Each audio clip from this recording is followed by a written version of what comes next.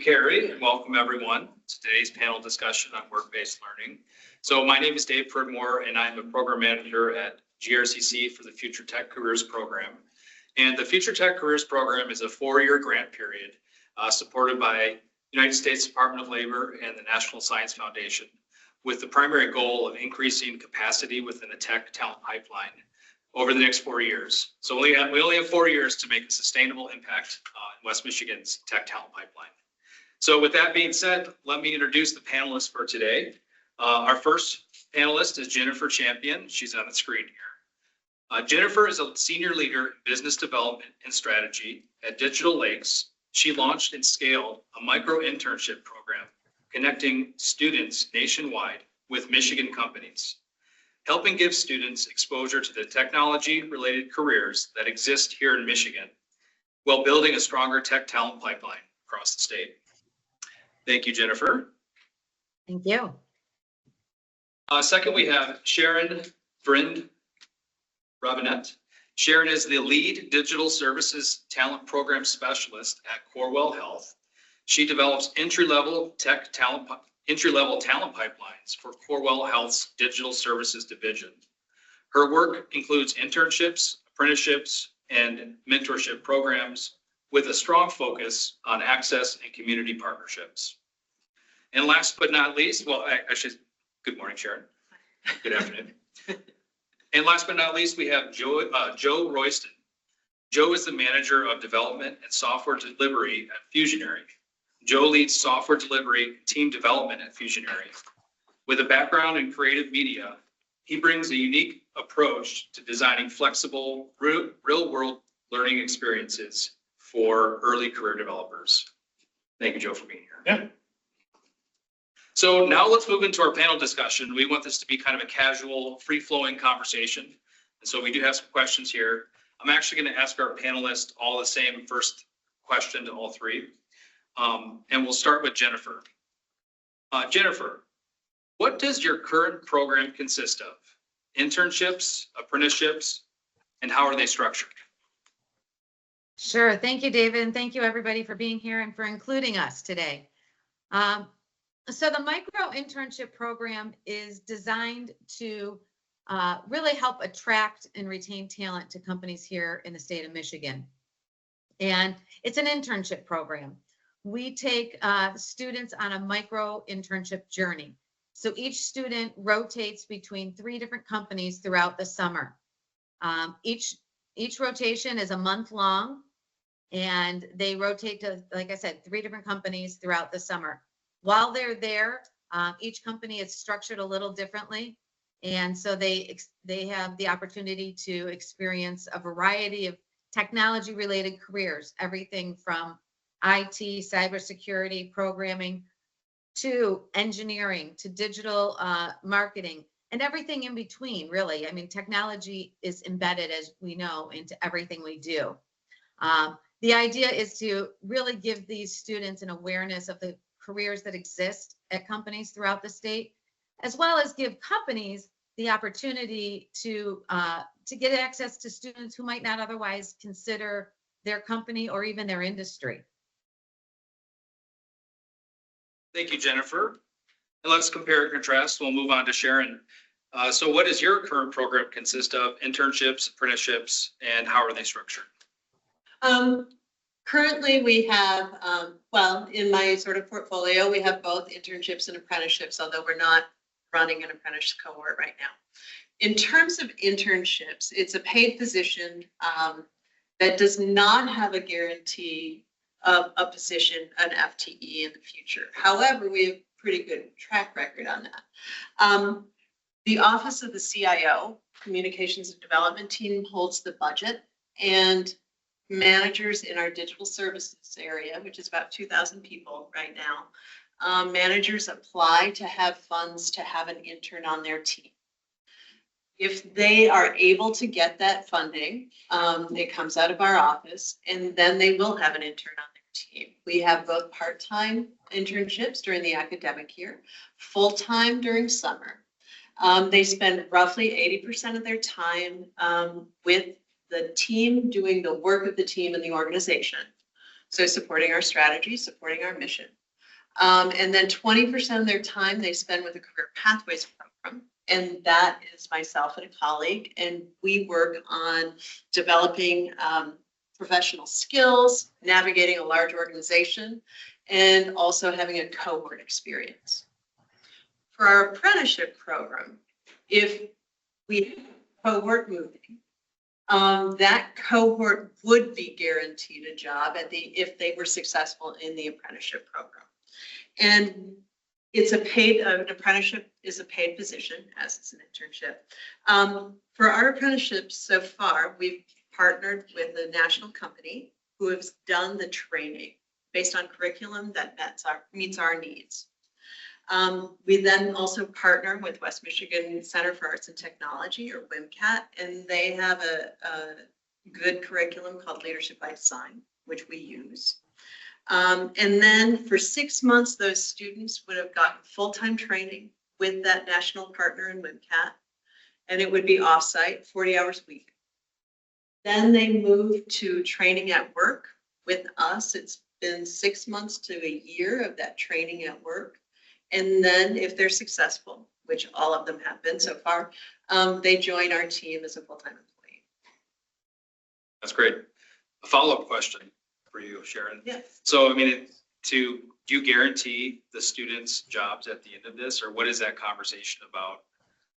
Because I can imagine. For the internship program, no, we Okay. do not guarantee positions. However, for the apprenticeship program, yes. Now let's move on to Joe. Joe will ask you the same question. What does your current program consist of, and how are they structured? I kind of have to back up a little bit because we are a software development agency, which means that we have to have projects to do work, and we get paid to do projects hourly. And so we typically try and keep a pool of people that we want to bring in as interns. We internally kind of call them interns. Usually we just call them junior developers. Don't really have a set. We don't look for degree seat. We don't look for specific people. It could be boot camp graduates or wherever. And when we have projects where we can use them, we bring them in. And it's from any walk of background. We don't even try and keep people on the same language from a development standpoint. So it's not as structured, I think, because we're also small. I think Fusionary is 30 people right now. And that's quite a bit larger than it was even a year ago. And so it's not super structured, which gives us some freedom. Generally, we hire them on 6-month contracts. We treat them from day one as an employee. They're contract employee. We are probably a bit tougher. I know like a place like Coral, you guys probably have a little bit of leeway from when they hire to when they start to contribute. Meaning you kind of bring them in a little slower is what I would guess. No? Not necessarily. No? Okay, good. We don't get that. Usually it's a pull request in the first week. We need something out of you. And so it's a bit tougher, and it's purposely a bit tougher because then we can see what happens when you start to apply pressure to people. And then it is, as we generally like to bring in 2 or 3 at a time, and we can kind of filter out and figure out some hires based off of that, or extended contracts or whatever it works. Okay. You mentioned they're contract employees. So does that mean you're paying them, they're not getting benefits, the interns? Correct. Yeah, okay. Correct. Yep. No. Because I know that's a big question with a lot of internships. Is it paid or not? Is there benefits or not? So I'm curious there. Ours have both. Yeah, that's both. That's okay. Thank you, Joe. Let's bounce back to Jennifer here. So Jennifer, what age group or skill level do you typically work with? Sure. So I want to just touch back on the point you just made as I answer this. These internships are paid, and Digital Lakes does pay them. The companies have no financial commitment to the students. So It's kind of nice for them that they get to have access to these interns without a direct cost to them, which is fantastic. So we pay them, we do all the background checks, all the drug testing, all of the good stuff that you need to have done. We are targeting students who are a little bit earlier in their academic career.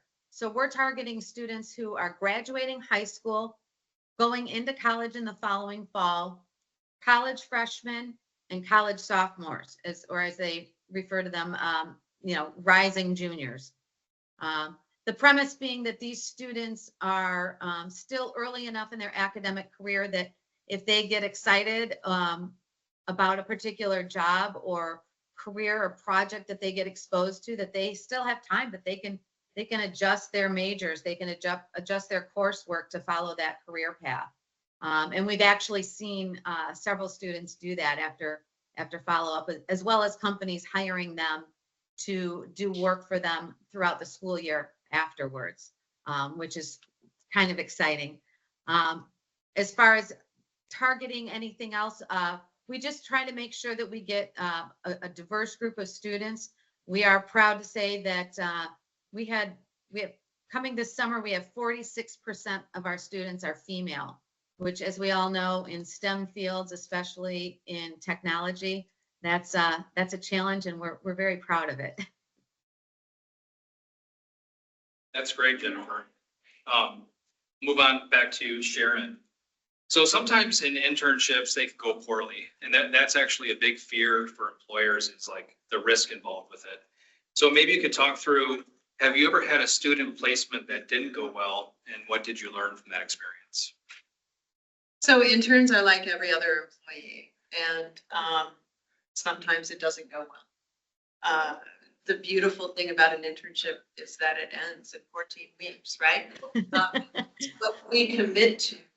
And so it's not, in my experience, I've only been there 6 years. When things go poorly, internships end and then they're done.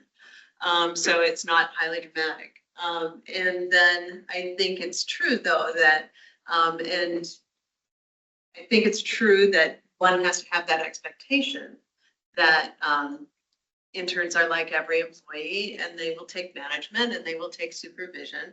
And that is just the expectation. In terms of how we've handled it though, part of our challenge sometimes, and it's a strength and a challenge, is that our internships are hybrid. And so they're not really next to their manager or mentor when they're doing work. And so with that, I may hear more things from all the different stakeholders because I'm that central person. So what I end up doing is I end up changing the orientation the next semester to say, hey, this is the challenges we've had this semester and this is how you can handle them. But the punchline tends to be, treat them like you would any other employee. And have expectations and articulate the expectations so that everyone is on the same page. And we have some structures in place so that those expectations are articulated at the beginning of the internship. So that if there is that challenge coming through, there's documents to say, hey, remember when we talked about this expectation? So we have a very structured program in that sense to make sure everyone is on the same page for the expectations, but then there are ways to handle situations through management. That's great. I do have a follow-up question for you as well. And Jennifer, I'll have follow-up questions for you too, but so Sharon, as Future Tech Careers, we are higher education, and we're part of that pipeline providing talent to companies like yours. And regarding those bad experiences, is there anything we can do as educators to prepare students so they don't have those bad experiences? Like any tips or things that we should be teaching students in order to enter the workplace or an internship? I think encouragement to ask questions and also encouragement to ask for expectations. Right? I mean, so if everyone knows that One is that there will be expectations first. And then if both parties are interested in finding out what those are, that would be very handy, right? And if the supervisor or manager at that point isn't great at articulating those expectations, there's two people there that could ask that same question. So the student could say, what are you hoping for? One good best practice I would suggest I got from an intern that I tell all my other interns about is that I think is excellent is the discussion at the beginning of the time of that internship is how long do you want me to struggle with a problem on my own? Some managers are going to say 5 minutes. Others are going to say 2 hours. It would be really handy for that intern to know that answer. Right? And so find out that sort of information because, you know, a lot of folks in tech are very interested in seeing if someone can solve problems on their own. So it's right. So with that, finding out that information is really good. But sitting there for 2 days and not asking a question is probably frowned upon. But having that conversation will very much clarify things, I think, for both parties. It sounds like communication is like the foundation of all of that. Good communication between both parties. It is. I also think, and this is something I've said in a couple places recently, is for your students who don't get internships right away, get a job. Customer service would be good. You can do projects on your own, you can learn you can learn a language on your own, that's great. And also get a job and find out how to interact with people, find out that you can go to work every day, find out that you can be there on time and display that. Thank you. So Joe, has your organization benefited from hosting student learners and how so? Yeah, hopefully none of them are watching. Some of our better developed, we have a really good crop of junior mid-level developers now that all came to us as student learner / intern, junior developers, whatever. And it's, as a small development shop, we get the benefit of having these developers that came to us new, and they didn't come to us from another development shop where they might have a habit that is not great, and we can kind of teach them how we want them to do stuff, you know, because we always say there's 1,000 ways to do something, and when they come to us, they know one way. It's like, well, we can teach them 2 ways now, and one of the ways is the way that we want. And so, yeah, it's been great to be able to have them and teach them, and almost a multiplier of you take into it that we've invested a lot of time and money into them from paying them, but not as much as if it was like a bad senior. Like if you hire a senior developer who's not fitting in, that's a lot more money and usually a lot more time to try and get them to fit in. So you can make up a lot of that with just a junior who just has the soft skills and the communication and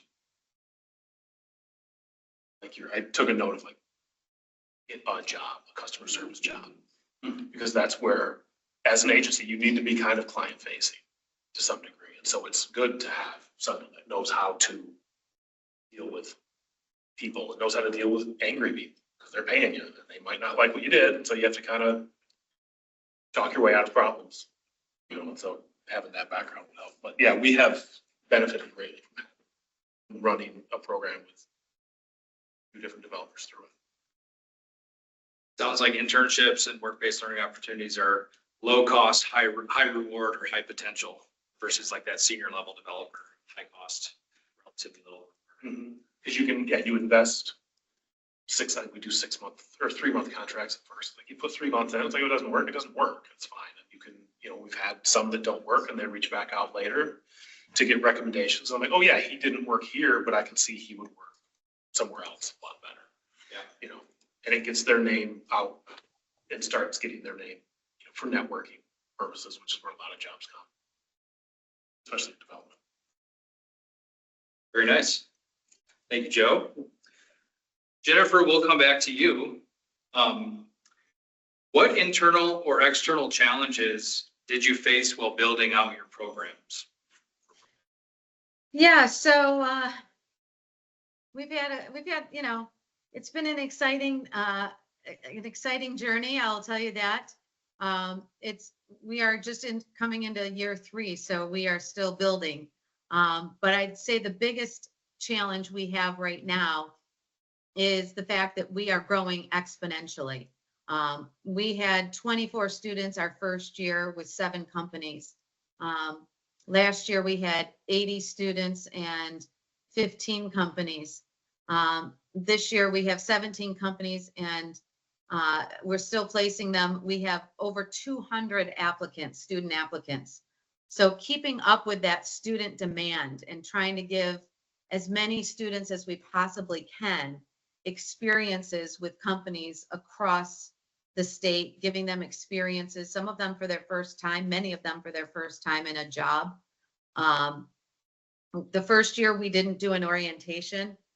We learned quickly that we needed to do that and did an all-encompassing big orientation. Obviously, these students sometimes get orientations at the companies themselves as well, but our all-encompassing orientation sort of, to Sharon's point, we set expectations.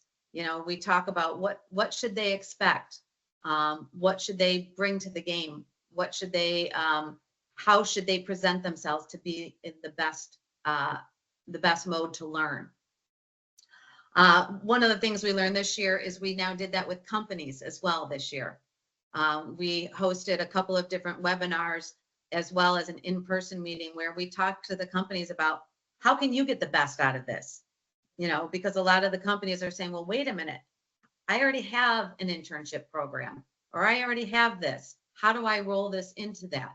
So we talked to them about that, and we brought in examples of some of the companies that have been doing this with us since the start and had them give some examples of what we were doing, of what they were doing to make it easy. Things like badging, things like computer assignments, because they're employees of Digital Lakes, not the company. So how do they handle that? So those are some of it. The other biggest challenge, of course, like anyone, is funding. Because like I said, we are the ones paying these students. We are fortunate enough to get a large percentage of the funding from the MEDC, the Michigan Economic Development Corporation. And the rest we make up with corporate memberships into our organization, as well as other grants throughout the state. But either way, we have a commitment to pay the students and to provide these experiences for companies. Thank you, Jennifer. So a follow-up question for you. You're kind of in a unique position because you're facilitating internships versus like being a pure employer. And I was talking with Carrie the other day about this kind of drying up of internship opportunities that even if you look at tech jobs, you've seen them kind of coming down over time. And in the regional area in West Michigan, we've heard that there's less interest in internships. So with your business model being all about facilitating internships, what have you noticed as trends in Michigan for employers that are interested in this? Yeah, I would agree with you that trend seems to be happening. I think it's due to a lot of things, not the least of which is that companies are doing more with less, right? You've got less people doing more jobs, and they simply say sometimes they don't have the time. So what we are finding is we are actually a great alternative to that because they don't have to fund these internships. They're getting that labor basically for free. And they're getting them in small doses. And we're talking to them about having their junior employees take on that responsibility with that, with those interns, so that they are able to take on that responsibility. The upper management then can see how the junior employees are managing, as well as get the benefit of the extra work. We are seeing students, to your point, David, lots of students saying to me, I just can't find an internship, help us, right? And I don't want to get too far into this or take up too much of my allotted time, but we, because of that, last year launched the 2.0 program, which basically after you've done, if you're a student, after you've done the rotation program at least 1 year, we now have a 2.0 program where we will help match students with one company for the whole summer. Again, hired through Digital Lakes, being paid through Digital Lakes, but you are matched with, for example, you're with Fusionary for the whole summer, but through Digital Lakes. Thank you. So I'm going to actually bounce over to Joe for a question for you based on that. At your company, how was the internship or work-based learning experience structured? You mentioned earlier that it's kind of project focused, so the opportunities come up with projects. Is the intern or student tied to like a mid-level manager or like a junior employee? How is that structured, like in the HR perspective at your company? So we have 2 dev managers at Fusion. There's me and there's another dev manager. We would kind of split them up as far as one of us would, not to say they're in charge, but the person would probably report to one of us versus the other one. And it's usually just for weekly one-on-ones and setting expectation stuff and making sure that we're doing some really small, because it's 100% project based. We don't have a lot of internal projects to put them on and we can't let them grind hours away on stuff. And so we try and catch as early as possible, like, hey, we allotted 8 hours to get this piece of functionality done. You're at 12 hours. Are you good? I mean, because there's still, you can take more time in getting them to understand, like, you can take more time to do this, but at some point, we need to take you off of it or give you some support or move you somewhere else, whatever it is, and just having some small feedback loops of figuring out when that time is, and then also helping train that developer gear in their head of knowing when is this a problem that I can power through, and when is this a problem where it's like, I don't know what's going on.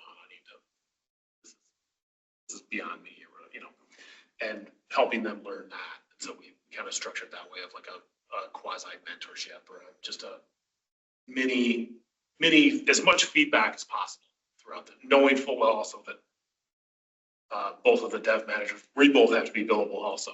So we're doing this and doing other work for clients because we don't have a big ability to afford to just have non-billable people. We're just, Sounds like, as what Sharon said too, communication is so important to make sure that the developers and the junior employees are on the same page. It is. It's usually the biggest. Yeah, the biggest thing I always tell them is stop. For the thing that I found that I have to tell them brusquely several times is to stop assuming stuff. Stop assuming I know that you're having trouble on this. Stop assuming that that person knows what you're doing. Stop assuming that 8 hours means you can take 12 hours because that one task I let you take 12 hours. Like, you have to know ahead of time. So yeah, like, find out what it is. A lot of fear of asking questions. I think a lot of fear of like wanting to sound stupid and I was like, there's not stupid questions. Like, the worst question is one you don't ask. Like, every time you ask a question in a meeting, you will notice that someone else immediately jumps on yours and like compounds on it because they're thinking the exact same thing, and just to get them to recognize that. So yeah, keeping that moving, making sure to maintain, like, staying growth focused on that. Thank you, Joe. Come back to Sharon here. So Sharon, we were just talking about how I see you all over the community. And obviously, that's important to you. So my question for you is, what partnerships and outside resources have helped you in your journey? Well, in terms of apprenticeships, certainly West Michigan Works and also West Michigan Center for Arts and Technology. So both organizations. We've talked a lot about apprenticeships and a lot about building talent in that way. And we've contracted with West Michigan Center for Arts and Technology. Then for my part, I work with colleges and universities. And so with that, I have spent a lot of time with career services people, also departments, so, you know, the academic departments, some faculty. There are many structures already in place in these universities and colleges to connect with. And so I do that. And then it is important for us to be out in the community. We're an organization that serves this community and serves communities all over the state and individuals all over the state. So it's important for us to be out there. One other organization that I've been working with recently, as well as pre-COVID, is Michigan College Alliance as well. And so that's an alliance for private nonprofit schools within the organization or within the state.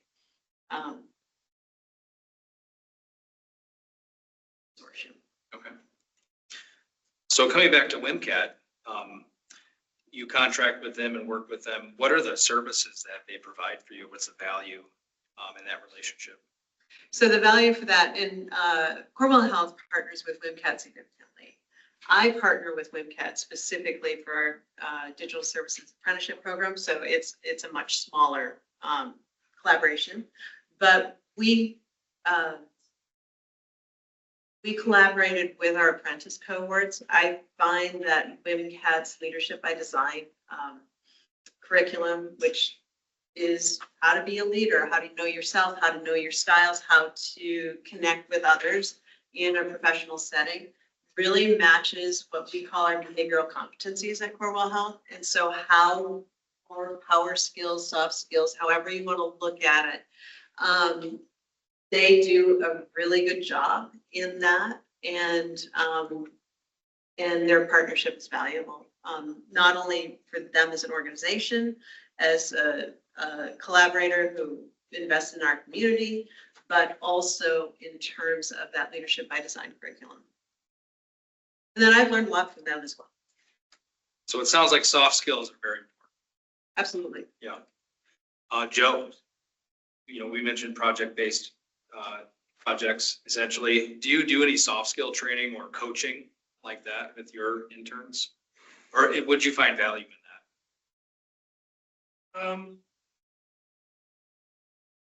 Yeah, there's some coaching that happens, but usually something that is more so hard to coach them, you know, to coach what is needed beyond just communicate more. And it's even that is kind of a weird statement. There may be a need for that. We haven't really yet, you know, explored having soft skills coaching as much as just in the interview process, figuring out like where are they at a rough scale of their soft skills. Are they super introverted or are they super extroverted? And where are they at in between to see like, are they going to ask questions? And then trying to just rule out or skip over the ones that might not fit, because it's like we don't want, even if they were a senior adult, we don't want people to think they know everything. And sometimes that shines through in an interview and you can see it immediately, and so you let that one pass by.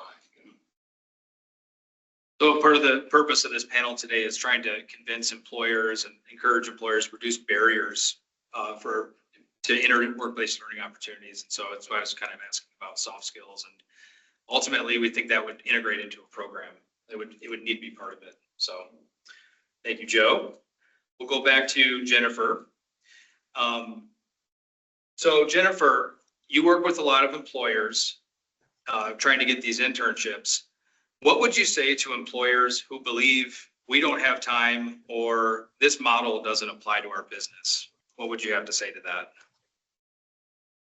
Well, I think, first of all, you know, everybody says they don't have time, right, for everything. That's everybody's kind of claim to fame, and no matter what they're doing, it doesn't matter whether you're asking what you're asking. That's sort of the average response. But do you have time for the success of your business? I mean, let's be honest. In order for any business to succeed, we need to have an active and engaged talent pipeline. And if we don't have an active and engaged talent pipeline, then our business will struggle. Our businesses will struggle. And if we don't have it here in the state, then those businesses will go elsewhere. So we need to be committed to not only our own businesses, but the businesses of keeping the economy strong here in our state. So that's one thing. The other thing, as I mentioned earlier, is, okay, maybe you don't have time. So let's rotate it between people. This doesn't have to all fall on one manager or one individual. This can be rotated however often it works for your company. And again, using those junior employees, it makes them feel amazing to be given this task to lead these younger individuals. And again, you get to see how they would manage. And again, the other piece is you can't afford not to brand yourself with this next generation. Not only are you filling your pipeline, but you're putting yourself out there as a brand. I was in a series of interviews earlier today, and I was laughing because I think I had 4 students who gave me the same name of the same student who told them about the program. So these students are going back to campuses and they're talking about their experiences, good or bad or whatever. They're talking about them, and they're talking about companies. People don't know that certain jobs exist. They don't know that certain companies exist. They don't know in some cases that certain industries exist. One that's not with us today, but I'll give a great example is, the defense industry is huge in this state, and so many don't even know that or aren't aware of what that defense industry looks like. Or at either one of the companies that are here, do these students know about all the different careers that exist there for them? Of course not. So this is a way for those companies to get that word out there without doing without as much effort. Use our students to be your branding, to be your advocates. So that's a long-winded explanation, but that's what I would say. I don't give up that easy. So we also have some of our job developers here from GRCC today. And one of the things we run into often is when we're negotiating with employers to talk about these work-based learning opportunities, most employers don't want to do it. So when you're negotiating or growing your business and trying to find new partners, who are the best people to talk to? Is it HR? Is it like the C-suite? Is it the junior developers? Like, how do you break into new industry or break into new companies? I think it's a combination. It depends on the organization.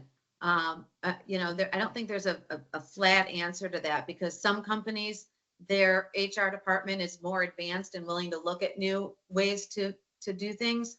Some are not, and you have to come in another door, and they almost have to be forced into it. So I find that I kind of come in multiple ways.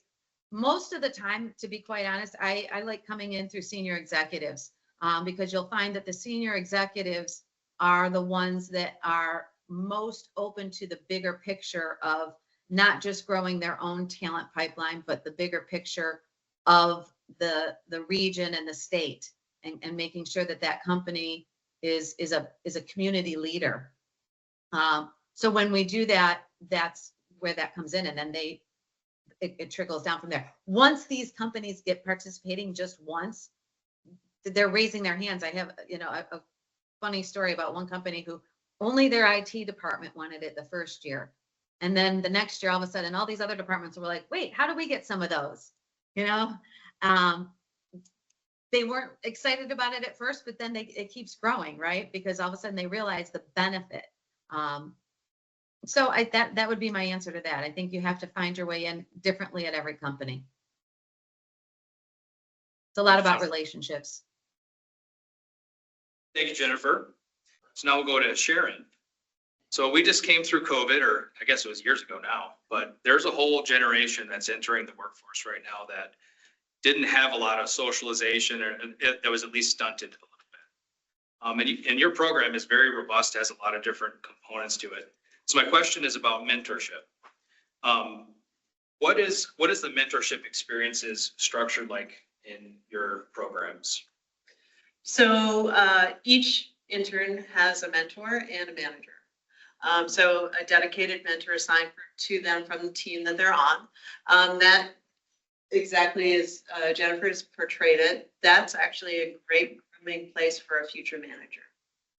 Right? So are those mentors are practicing managing people, and that has played in their promotions at different times. So it's a good position to be in. So there's some, they will spend time with their manager in one-on-ones. They'll spend time with their mentor, particularly doing the work, right? So if you know you're going to put that intern on a project, you're going to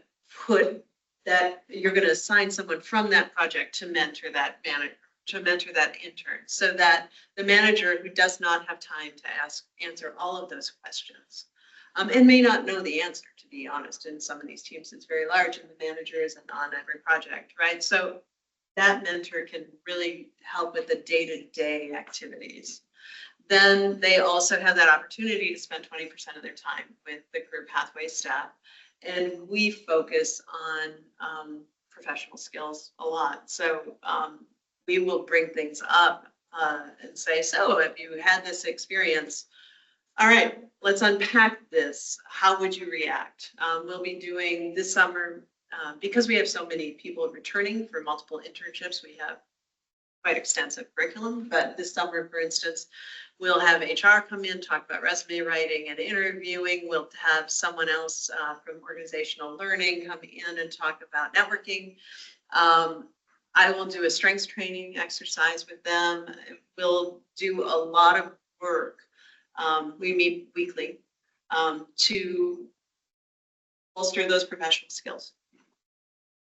And then they'll also have opportunities to meet with executives and ask sort of big picture mentoring questions. So the mentors that are employees that you work with, do you give them training at all to be a mentor? Is there any kind of like mentor 101? There's orientation. Okay. So we have a mentor and manager orientation. And then if there's challenges or if there's something that I'm noticing, a quick Teams message to people will also go out saying, hey, don't forget to ask this, or this is a sentiment.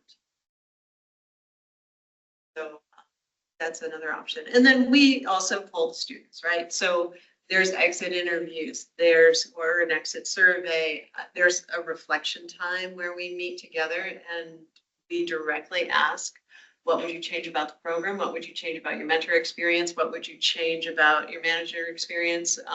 What would you change about the work?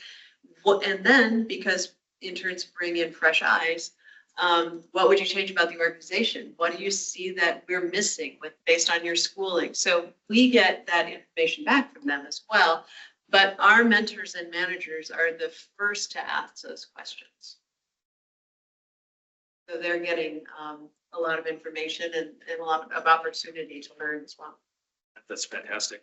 So it's interesting that internships are not only good for the students, but it also helps within the company identify future talent as potential managers just by engaging those opportunities. Absolutely. And then it builds a talent pipeline. That's the reason we have the program. It's not just the intern, it's also the in-house talent that you have that you're developing too. It's nice. Mm-hmm. So Joe, on to you. Do you have any success stories of students that have come through? Do you find it a good way to identify future leadership? And is there any kind of anecdotes? We had, so it would have been right after I was promoted to the current position, and we had someone who's basically rolling out of being an intern into a full-time position. And we had a project where the budget for the project was not very political with how to,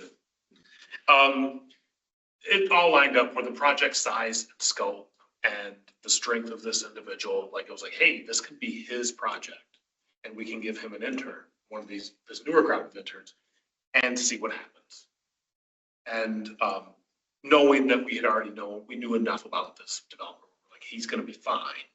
But it was a good learning thing for him to tell him like, hey, when you see problems with him, you come and find somebody and we can help you work it out. And so it's helped him quite a bit grow as a developer too, because he sees how someone else handles problems with someone you're working with and getting like another gear to like his teamwork.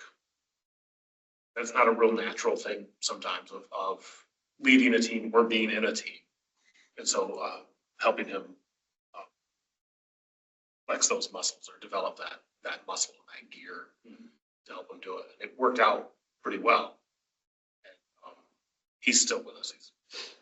And it's just a thing where it's like, okay, we know he can do it on this smaller projects. And I was like, man, next time we have a project that is like that, maybe a little bit bigger, we can put him on it and give him maybe 2 people, if it's depending on the size of the scope.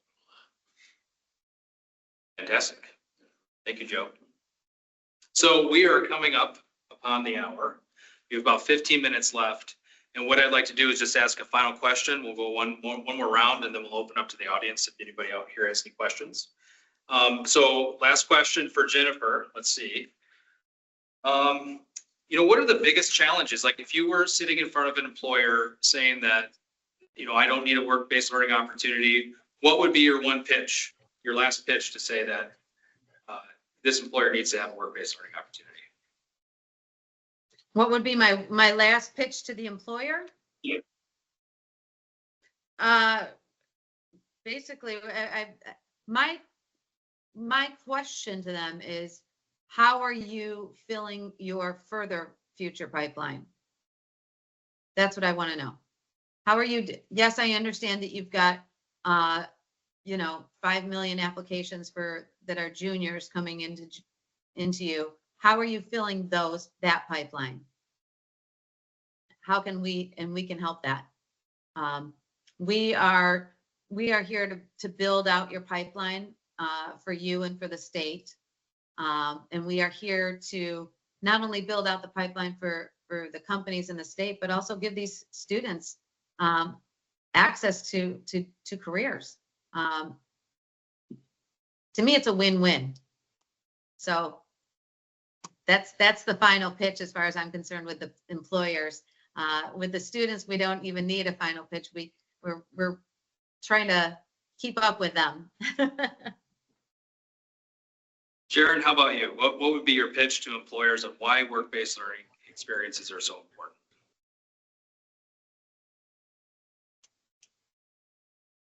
I think actually to Joe's point, right? You're able to mentor in a low risk way people who will then fit into your company and support your mission, right? Because you're going to be interviewing folks who are diverse in interest anyway. So if they're attracted to your company when they're 20 or 21, they still may be later, right? But there's some sort of connection that they're interested in your organization at first, right? So then you can use that connection and their interest and teach them how you want things done.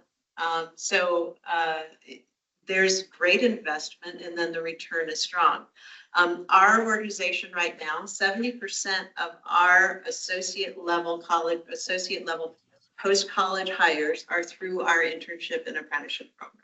So it's not the only way to get into Corewell Health Digital Services, but it's a pretty good way to get into digital health or digital services at Corewell Health. And with that, we know students are connected to our mission. They know that we know that they know our mission. They have been trained based on our values.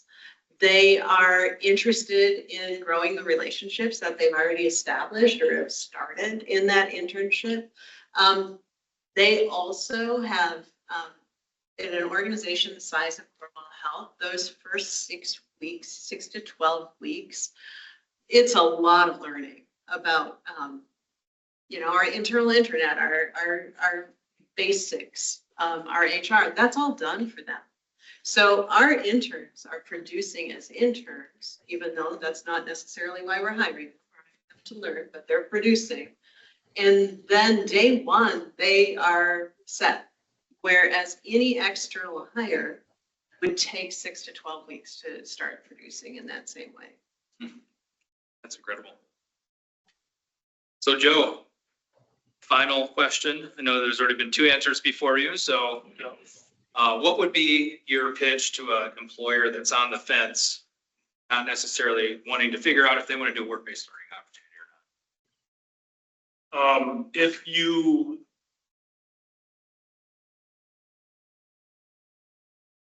going to be able to go forward smarter, especially as a development shop, if you take out the risk of hiring a whole bunch of seniors and hoping that you don't get, you hire 5 people and you're just gonna hope and pray that 3 of them don't work out.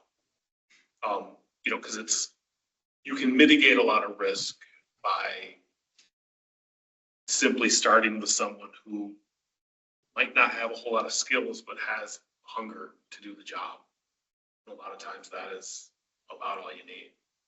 Because the skill, most things can be taught. Do they know one language and are they super hungry to learn more? Great, bring them in. Is it a senior who thinks that they know everything and doesn't want to learn any new stuff? That's going to be a problem. And so you can mitigate a lot of that risk by hiring junior level people, coaching them into your system, mentoring them, finding out from there if they can lead or not. And if they can't, it's fine, it doesn't matter. You can help them we had an intern who,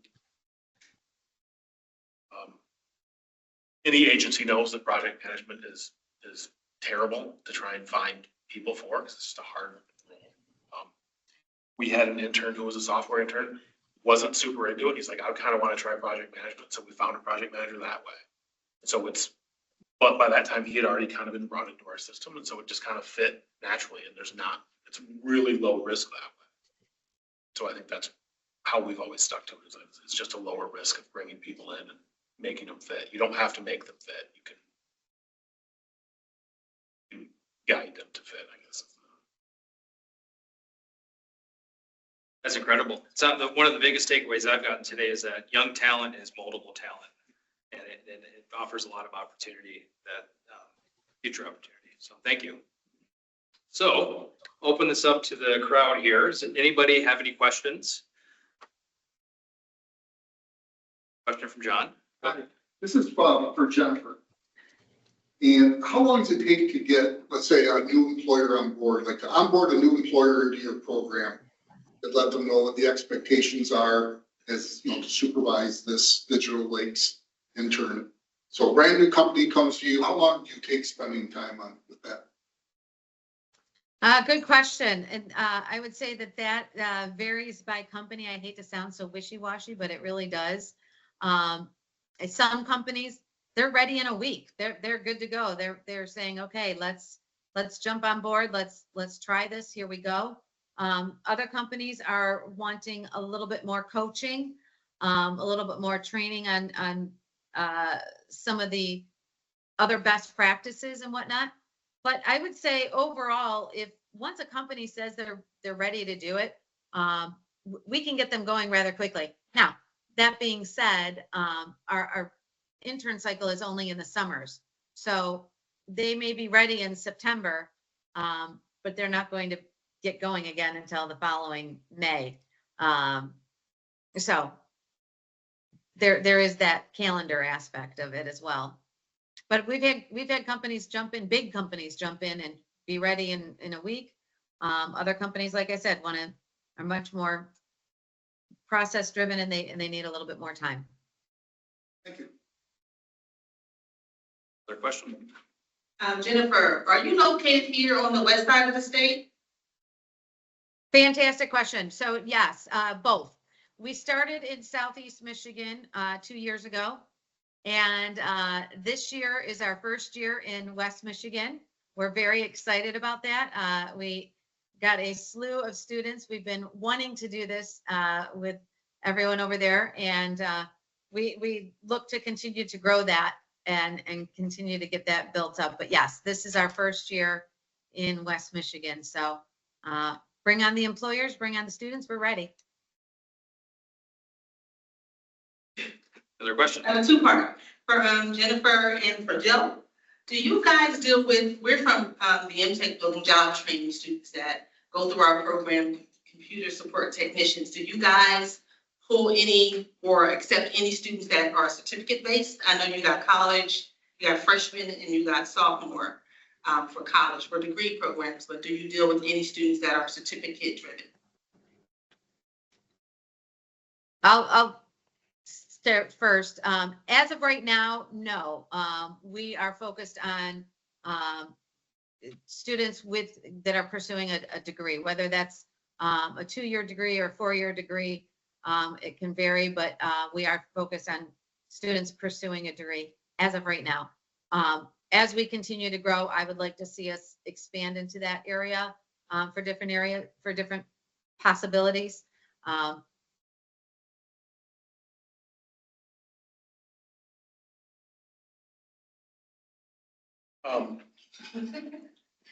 get to be on, I don't know, kind of a soapbox a little bit. We'll take anybody. We have had fantastic luck with second career. The guy who was the intern mentor is a chef who decided to start coding. One of our better developers right now was a ultrasound tech until last year. And she was like, I want to do coding. All right. And so they went to boot camps of some sort. Had self-taught interns that show up and a little bit harder to test them because it's not, I use John as a reference a lot of names or have you ever worked with this person or know anything? But if it's a hunger and you have some base knowledge, you can try it out. It's more about just having the spaces available and the projects coming up to do it than anything else, really. Thank you. Any other questions? I have one question for Joe. My question is since I am a job developer at GRCC, but I do work with students that are from the MTech, and I do deal with students that just specifically want a job with IT roles. How would you have that conversation to teach them to, or either have a conversation with them to pivot instead of just waiting for that idea, the IT job? Usually I've had some people come to me before with similar things of, I can't find a job in this. How can I get a job in this? I'm like, well, find something close, because at least I think the worst part would be you hold out for a job in a specific role, even if software developer, you're holding out for software developer, holding out for it. You finally get that role and then you find out then that you don't like being a software developer, which is probably pretty bad. But if you had started in, you wanted to be a software developer, but you got into like support desk, something, and you can use that to get into IT and some development roles that way. And then you can find out like, oh, I don't like working with customers, which is fine. Okay, you can go into enterprise software development or you can do something else, but there's a lot of entry-level jobs that might not sound like they lead to where they go, but at least it leads to showing like, hey, you can get a job, and you're showing up on time, and you're starting to get your name known in circles, and it can help lead to stuff down the line. There's usually a lot of support desk stuff that's always necessary somewhere. I'll just do a shout out, self-promoting here. That's where, they can come through the Digital Lakes program and try out a variety of different things right from the get-go, and see what they like. It's a great opportunity to do that. Thank you. Any further questions? Well, thank you, everyone. And thank you again to our panelists, Jennifer, Sharon, and Joe. And thank you for sharing your insights, your practical experience. These stories are so valuable for employers to hear, to understand what's possible with work-based learning opportunities. At Future Tech Careers, we think that the student-employer relationship is one of the most key things in developing the talent pipeline. So that's why we wanted to have this today. So thank you again very much for being here. Thank you for having us.